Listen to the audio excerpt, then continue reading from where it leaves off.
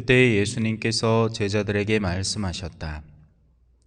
어떤 부자가 집사를 두었는데 이 집사가 자기의 재산을 낭비한다는 말을 듣고 그를 불러 말하였다. 자네, 소문이 들리는데 무슨 소린가? 집사 일을 청산하게. 자네는 더 이상 집사 노릇을 할 수 없네. 그러자 집사는 속으로 말하였다. 주인이 내게서 집사 자리를 빼앗으려고 하니 어떻게 하지?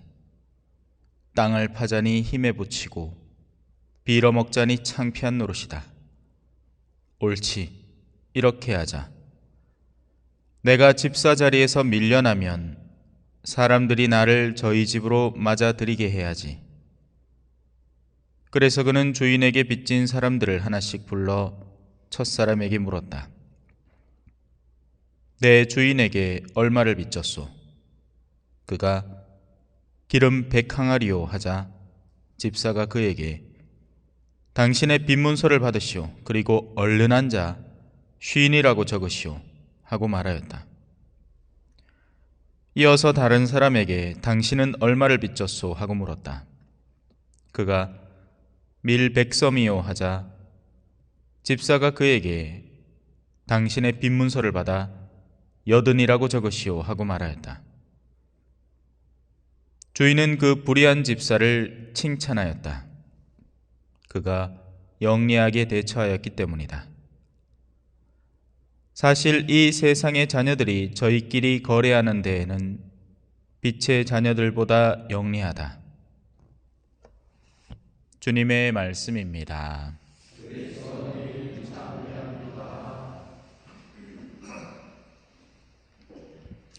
참 예수님, 오늘 복음을 이해하는 하나의 실마리라고 한다면 아주 작은 장막 하나를 두고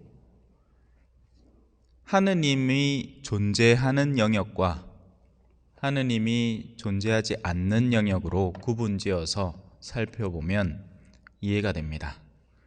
적지 않은 분들에게 오늘 복음은 부당하다라고 느껴질 겁니다. 집사가 잘못했는데 왜 칭찬을 받지?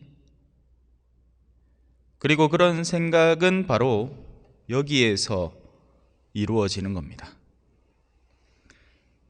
하느님이 존재하지 않는 영역, 그건 바로 우리가 삶의 주체가 되고 내가 가진 것들이 내 소유가 되는 세상입니다.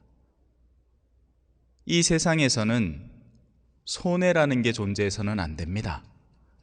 그런데 지금 이 집사는 손해를 끼치고 있고 내가 그걸 간접 체험하면서 기분이 나빠지는 겁니다.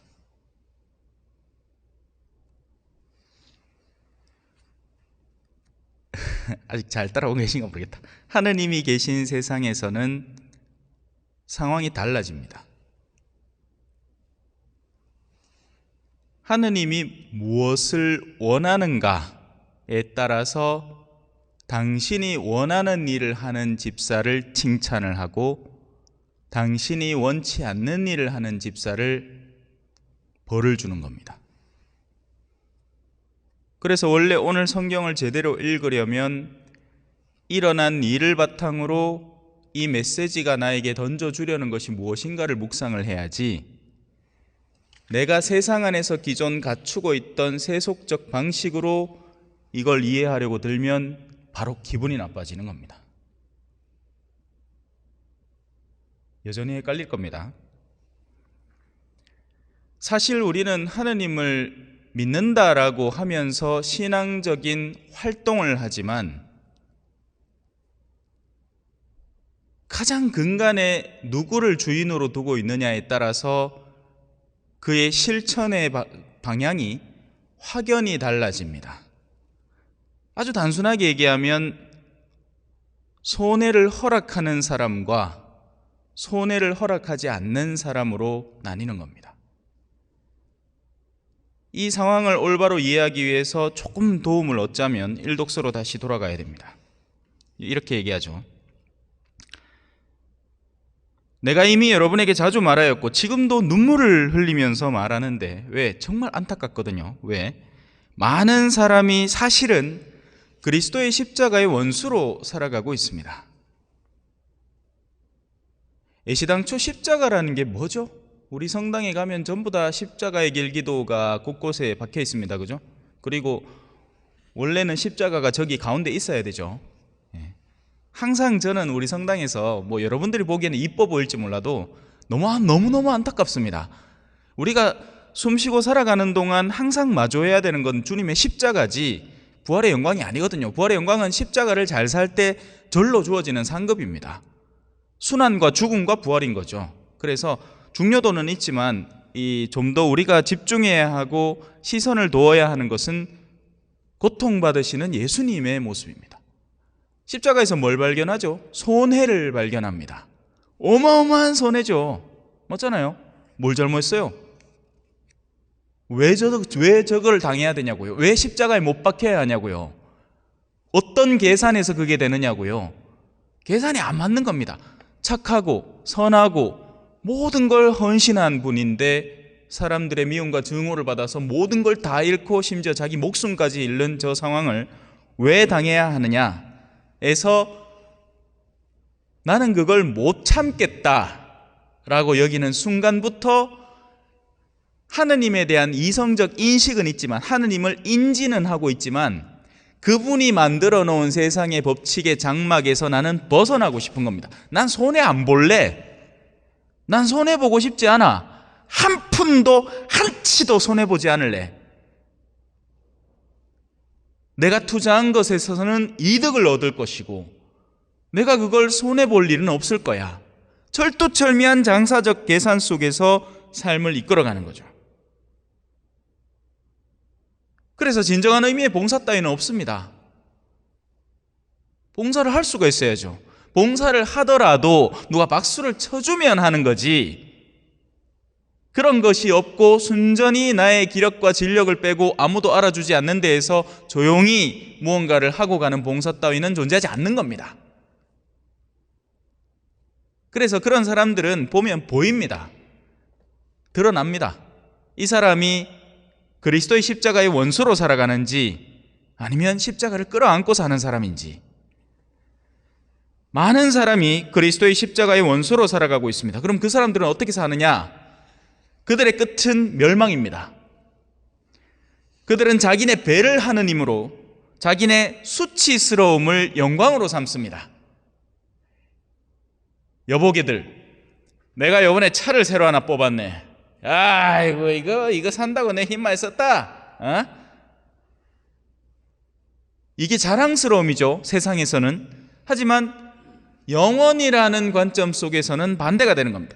이 영화의 한 장면으로 말씀을 드리면 쉰들러 리스트라는 옛날에 영화가 있었습니다. 그 제일 마지막 장면에 어떻게 나오느냐?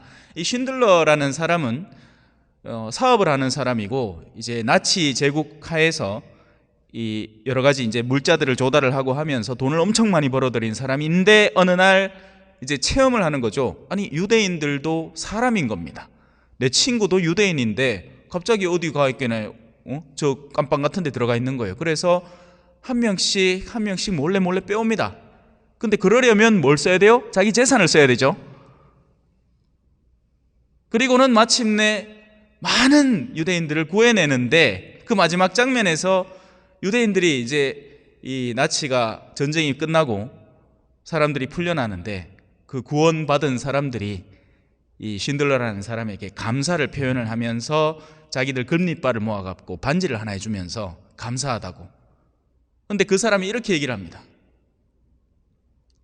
내가 이 반지를 팔았더라면 두세 명을 더 구할 수 있었을 텐데, 내가 지금 차고 있는 이 시계를 팔았더라면 대여섯 명은 더 구할 수 있었을 텐데 하면서 그 기쁨의 순간에 기뻐하지 못하고 오히려 자기가 다 하지 못한 것을 슬퍼하기 시작하는 겁니다. 그게 굉장히 인상 깊습니다. 그래서 이런 방향성을 정하고 그 삶을 살아가는 이들에게는 끝은 멸망인 겁니다. 한껏 거머쥐려고만 했으니 그 어떤 것도 손해보려고 한 적이 없으니 하느님이라는 분이 암만 있다고 지성적으로는 알고 있어도 절대 그분 앞에 내 뜻을 내어 바치거나 내가 손해보는 삶을 살아본 적은 한 번도 없으니 그 끝은 자기가 갖고 있는 것을 모두 잃는 멸망일 뿐인 겁니다. 그리고 세상에서는 영광이라는 것을 추구하겠으나 그 세상의 영광이라는 모든 것들이 사실은 수치였다는 것을 나중에 이해하게 되는 거죠. 반대로 십자가야말로 진정한 영광이었음을 뒤늦게 깨닫게 되는 겁니다. 자, 이제 다시 복음으로 돌아봅시다.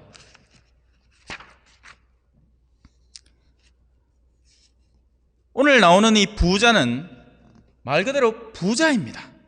이 부자라고 적어놓으니까 그런데 아쉬울 게 없는 사람입니다. 자기 재산의 손해 여부가 중요하지 않은 사람이에요. 그래서 이 부자가 원하는 것은 집사가 후반부에 한 일을 사실 원하고 있었던 겁니다. 뭐냐? 사람들이 주인에게 감사하게끔 되는 것을 원하고 있었지 돈을 상실하는 것에 대해 두려움이 없는 사람입니다. 그 정도로 부자인 거예요. 그 정도로 부자일 뿐 누가 있습니까? 하느님 말고는 다른 그 어떤 부자도 이럴 수 없는 겁니다. 왜? 모든 세상의 모든 부자는 자기가 갖고 있던 것들이 충나기 때문이죠. 맞잖아요, 그죠? 암만 지가 요번에 트럼프가 당선이 돼가 일론 머스크가 수조를 벌었다 하대요. 몇 천억을 투자해서 몇 조를 벌었다 하더라고. 하지만 어느 순간인가 스페이스 X 프로그램이 망가지고 테슬라에서 오류가 나가지고 리콜이 들어오고 하면 깎여 나가는 건 순식간의 일인 겁니다. 하지만 우리 하느님이라는 부자에게는 아쉬움이 없습니다. 당신에게는 부족함이 없습니다. 그리고는 집사에게 이를 청산하라고 하죠. 왜? 지금까지 자신이 선물해 줬던 것들을 잘못 쓰고 있는 것을 보았기 때문에 그렇습니다. 근데 이것도 재밌는 게 집사회를 청산하라 했으면 그날 당장에 끊어본 끝 아닙니까? 꺼지라. 난 이 보기 싫다. 근데 유예기간을 둔 겁니다. 종말을 예고하지만 유예기간을 둔 주인의 몫을 담고 살아가는 집사들, 이게 누구냐? 그건 너, 바로 너 때문이야. 왜? 우리가 그 상황이잖아요. 하느님이 우리에게 죽음을 선언해 놓았습니다. 너 언젠가는 죽는다. 네 일을 청산하게 될 거다. 네가 여기서 아무리 부유하고 아무리 유명하고 아무리 권력을 쥐고 있어도 어느 순간인가 나는 너의 마지막을 정리할 능력 있는 사람이다. 네가 여기서 하던 모든 것들을 나는 일순간 끊어버릴 거다. 그러니 각오하고 있어라. 다행히 이 복음에 나오는 집사는 정신을 차려버린 겁니다. 자기에게 처한 운명에 대한 두려움을 느낀 거죠. 나보다 뛰어난 주인이 있다는 것을 인지하게 된 겁니다. 내가 세상의 주인이 아니라는 것을 확고하게 알게 된 거죠. 그러니 이제 이 일을 정돈하는 겁니다. 주인한테는 밉보였으니 그 주인 아래 여전히 살아가게 될 이들에게라도 잘 보이자. 그래서 주인에게 빚진 사람들을 불러다가 그들의 몫을 깎아주는 겁니다. 근데 이게 말이 깎는다는 거지. 그들이 원래 내야 될 몫을 깎아버리면 어떻게 될까요? 주인이 원래 같으면 더 화를 내겠죠. 깎은 만큼 자기 몫으로 채워서 보내면 되는 겁니다. 하느님이 우리에게 준 재산과 재물이 뭐냐? 여러분들의 시간입니다. 여러분들의 삶이에요. 여러분들이 다른 누군가의 삶에 더해져서 그들의 삶을 도울 때 그들의 삶이 채워지는 거죠. 오늘 점심 무렵에 누군가를 찾아왔습니다. 그래서 한참을 면담을 하고 갔어요. 저로 치면 손해죠. 왜 내가 그 사람들을 만나야 됩니까? 우리 본당 신자도 아닌데. 왜 내가 내 시간을 투자를 해야 되고 왜 내가 그들의 문제를 내 몫인 양 삼아서 함께 걱정을 해주고 그 실마리를 찾아내줘야 되냐고요. 하지만 저는 제 목숨이 제게 아닌 걸 알기 때문에 하느님이 저한테 허락해 주신 그 더군다나 체험이 여러 번 있었기 때문에 죽을 뻔한 걸 겨우 살려놨다는 체험이 있기 때문에 그 일을 합니다. 그러면 그들이 살아요. 그리고 저는 조금 지치죠. 근데 그 조금 지치는 거야. 좀 자면 되지, 그죠? 예. 아까 소년이 무섭디다 신부님 방에 불 꺼져 있던데요. 예, 좀 잤습니다. 하도 막 신경을 쓰고 막 이 열과 그거를 해가지고 도우려고 애를 쓰다 보니까 진이 다 빠졌어요. 그렇게 사람들을 도우니 주인이 기뻐하는 겁니다. 그게 주인이 원했던 겁니다.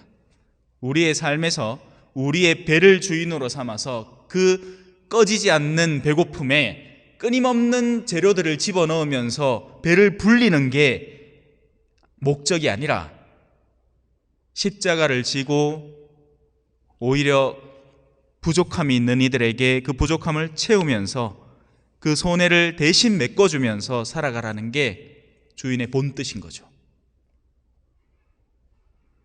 사실 세상 사람들이 거래하는 데는 빛의 자녀들보다 훨씬 더 영리하다. 세상 사람들은 자기의 손해를 메꾸기 위한 계산이라면 이보다 훨씬 더 철두철미하고 영리하게 일을 진척시킬 겁니다. 만약에 제가 오늘 했던 일처럼 그런 일을 하고 그 사람들한테 한 돈 100만 원씩 받는다 하면 철두철미하게 그 일을 해낼 겁니다. 반면 빛의 자녀들은 그런 데서 좀 많이 둔감하죠.